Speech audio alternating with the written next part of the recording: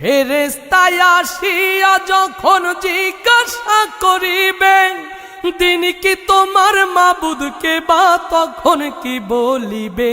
ওরে আল্লাহ বিনে নাই রে মাবুদ জবানে তাই বলো রে বলো, মুখে আল্লাহ রাসূল সবে বলো। ও মুখে আল্লাহ রাসূল সবে বলো। দুয়ারে আইসাছে পালকি নায়রি গাও তোলো রে তোলো, মুখে আল্লাহ রাসূল সবে বলো।